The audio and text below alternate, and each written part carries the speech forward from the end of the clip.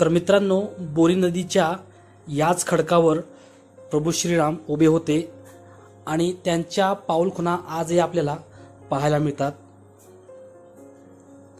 तर मित्रांनो, बोरी नदी तीरावरील हेच ते शिवलिंग आहे। याच शिवलिंगाची पूजा प्रभू श्रीरामाने आपल्या हाताने केली होती। वनवासाला गेले, वनवासाला जात असताना हे शेवटचं महाराष्ट्रातलं शेवटचं गाव म्हणजे अक्कलकोट तालुक्यातील किणी हे गाव, बंगार किणी असं ह्या गावाला म्हटलं जातं।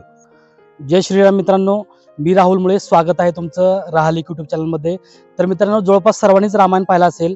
ज्यावेळी प्रभू श्रीराम सीतामातेच्या शोधात निघाले होते त्यावेळेला बऱ्याच ठिकाणी ते थांबले आणि ज्या ज्या ठिकाणी त्यांचे पदस्पर्श लाभले त्या त्या ठिकाणी त्यांची मंदिरे पण आहेत।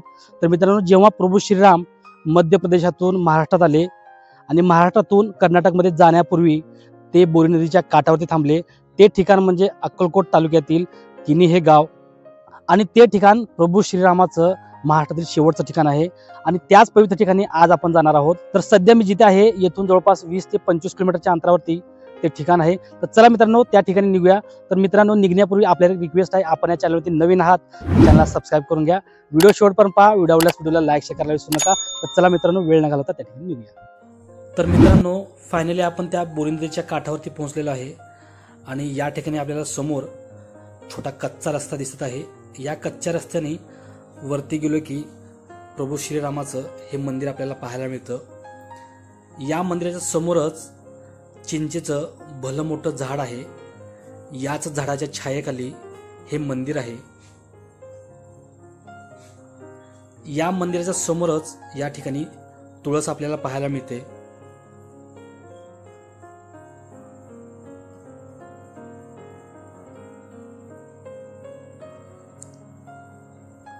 आणि मंदिराच्या समोरच त्या तिकडे थोडंसं झूम करून तुम्हाला दाखवतो।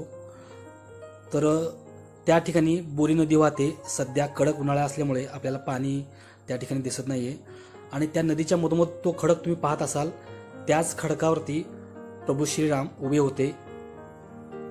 तर त्या ठिकाणी पण आपण जाणार आहोत आणि त्याच्या अपोजिट या ठिकाणी या झाडांच्या पाठीमागे ते शिवलिंग आहे।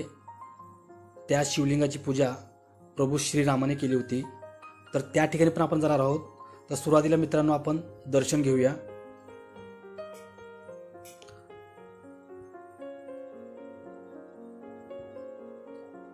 तर हे आहे मंदिराचं मुख्य प्रवेशद्वार। या मंदिराचे मठाधिपती आदरणीय श्री वसंत रामदासी यांची या ठिकाणी 7वी पिढी आहे आणि यांची या ठिकाणी सेवा रुजू आहे।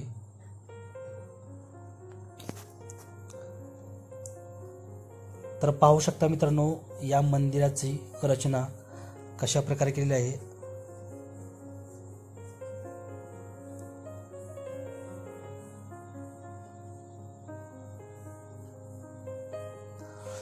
या मंदिरामध्ये प्रभू श्रीरामाची मूर्ती,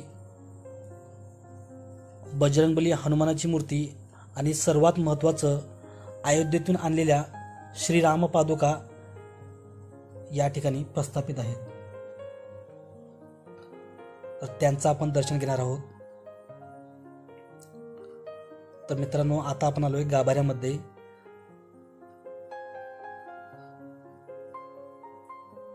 तर या ठिकाणी प्रभू श्रीरामाची मूर्ती आहे। तर यांचं आपण दर्शन घेऊया आणि त्यांच्याच बाजूला या ठिकाणी या श्रीराम पादुका आहेत जे अयोध्येतून या ठिकाणी आणल्या गेल्या आणि या ठिकाणी बजरंगबली हनुमानाची मूर्ती आहे।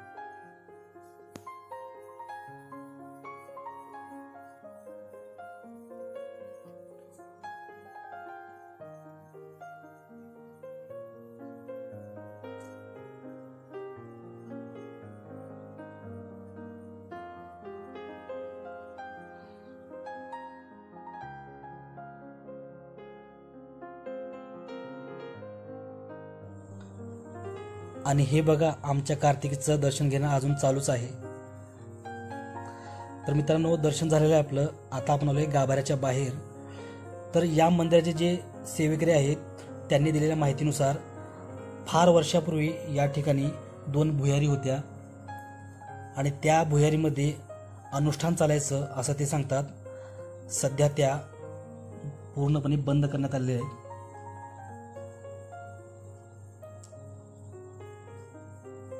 तर मित्रांनो, आता आपण आलोय मंदिराच्या बाहेर. तर मित्रांनो, हे मंदिर हेमाडपंथी शैलीचं आहे आणि हळूहळू या मंदिराची सुधारणा होताना आपल्याला पाहायला मिळत आहे.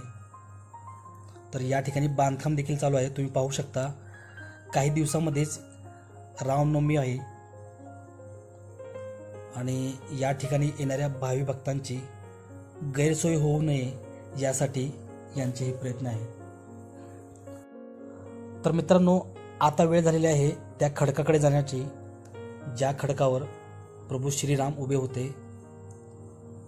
तर ते समोर तिकडे आहे. तर त्या खडकाकडे आपल्याला जायचं आहे.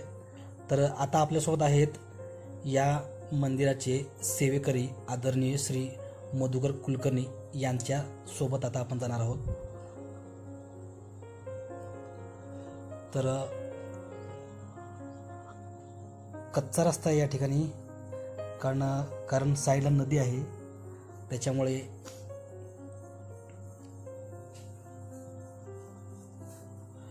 तर मित्रांनो, सध्या कडक उन्हाळा असल्यामुळे तुम्हाला नदीमध्ये पाणी पाहायला मिळत नाही. ज्यावेळेला पावसाळा असतो त्यावेळेला या ठिकाणी फार तुडुंबपणे पाणी वाहत असतं आणि हे खडक पण आपल्याला पाहायला मिळत नाही. तर मित्रांनो, आता आपण त्या खडकाजवळ पोहोचलेलो आहे. समोर तो आपल्याला पूल पण दिसत आहे. तर मित्रांनो, या ठिकाणी आपल्याला छोटंसं कुंड पाहायला मिळत आहे. तर आश्चर्यकारक गोष्ट आहे मित्रांनो, कारण या कुंडामध्ये अजूनही आपल्याला पाणी दिसत आहे. कारण इतका कडक उन्हाळा असताना या ठिकाणी पाणी आपल्याला पाहायला मिळणं नवलाची गोष्ट आहे. तर आपण श्रीरामाचे पदचिन्ह पाहूया. तर या ठिकाणी आपल्याला थोडंसं जवळून दाखवतो तुम्हाला.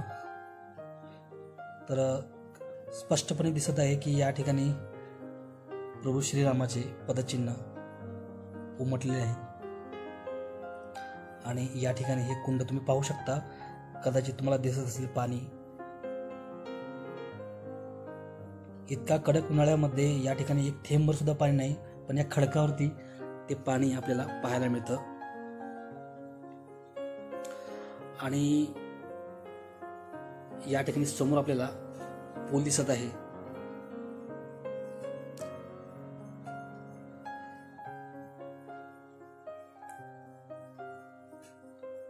तर चला मित्रांनो, आता आपण जाणार आहोत त्या शिवलिंगाकडे.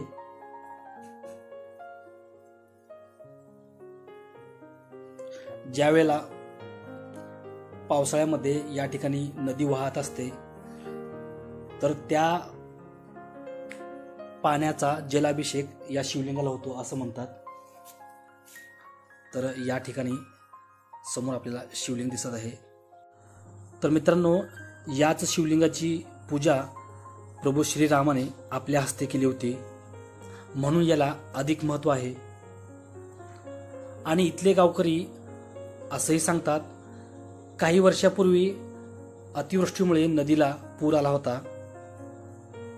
त्या पुरामुळे आजूबाजूचा परिसर, झाडे झुडपे पूर्णपणे अस्ताव्यस्त झाली होती. पण या शिवलिंगाला कुठल्याच प्रकारची हानी झाली नव्हती. यामुळे या शिवलिंगाबद्दल भाविकांची श्रद्धा आणखीनच रूढ झाली. असं हे वैशिष्ट्यपूर्ण शिवलिंग आहे.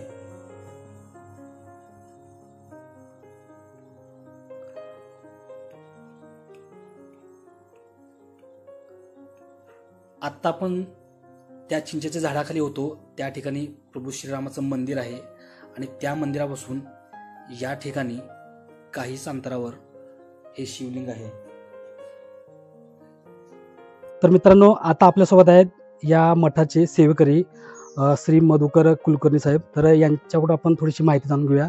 तर नमस्कार सर. नमस्कार. तर हे मंदिर म्हणजे या मंदिराची स्थापना कधी झाली, थोडंसं तुम्ही तुमच्या हे शोधानुसार- मंदिर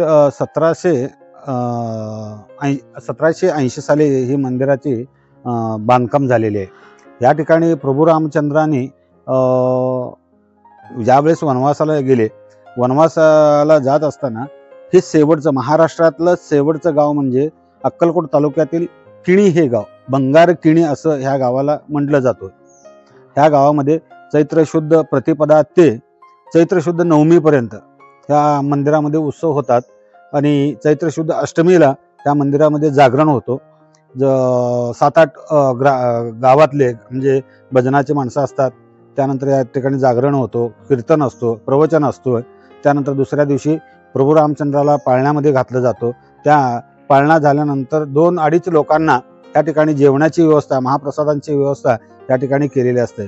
आणि 5 दिवस आम्ही हे 5-6 खेडे जे आहेत त्या ठिकाणातून आम्ही भिक्षा मागून, प्रत्येकांच्या घरी भिक्षा मागून जे मिळालेलं अन्न त्या अन्नाचं महाप्रसाद म्हणून या ठिकाणी आम्ही सगळ्याला प्रसाद म्हणून वाटप करतोय. आणि किती भाविक या ठिकाणी सहभागी होतात काय? त्या चैत्र शुद्ध नवमीला गुलाला दिवशी 2-3 हजारच्या पुढं या ठिकाणी लोक असतात. आणि इथं येण्याचं म्हणजे सोयीस्कर रस्ता कुठला आहे काय? म्हणजे त्या ठिकाणी 2 रस्ते आहेत. एक रस्ता हन्नूर ते सुलतानपूर वरून बोरी नदी आहे जवळ. बोरी नदीच्या काठावरती इकडं बाजूला किणी हे गाव आहे. दोन्हीच्या मधोमध हे रामाचं मंदिर आहे. आता बरेच भाविक अक्कलकोट या ठिकाणी श्री स्वामी समर्थांच्या दर्शनासाठी येतात, तर त्या ठिकाणून इकडे कसं यायचं? हा, स्वामी समर्थांच्या दर्शन घेतल्यानंतर अक्कलकोट वरून हे भंगार किणी गाव आहे. येताना सांगवी, सापळा, बादोला, किणी करून हे बोरीच्या काठावरती रामाचं रामतीर्थ हे स्थान आहे. तर धन्यवाद, खूप छान प्रकारे तुम्ही या माहिती. नमस्कार. तर मित्रांनो, प्रभू श्रीरामाचं हे पवित्र ठिकाण तुम्हाला कसं वाटलं कमेंटमध्ये मला नक्की सांगा. आणि जर तुम्हाला या ठिकाणी यायचं असेल तर तुम्ही या ठिकाणी अक्कलकोटहून पण तुम्ही या ठिकाणी येऊ शकता आणि सोलापूरहून पण तुम्ही या ठिकाणी येऊ शकता. तर मित्रांनो, जर तुम्हाला या ठिकाणी येण्यासाठी गैरसोय होत असेल किंवा एखादी अडचण भासत असेल तर या मंदिराचे जे पुजारी आहेत त्यांचे नंबर नावासहित मी स्क्रीनवरती लावलेले आहे, त्यांच्याशी संपर्क साधून तुम्ही या ठिकाणी येऊ शकता. तर मित्रांनो, हा व्हिडिओ तुम्हाला कसा वाटला कमेंट बॉक्समध्ये मला नक्की सांगा. आणि या संदर्भातील व्हिडिओ पाहण्यासाठी राहलिक या युट्यूब चॅनलला सबस्क्राईब करायला विसरू नका. तर चला मित्रांनो, व्हिडिओला या ठिकाणी थांबूया. तर भेटूया पुन्हा एकदा एका अशाच नवीन व्हिडिओमध्ये. तोपर्यंत काळजी घ्या. धन्यवाद.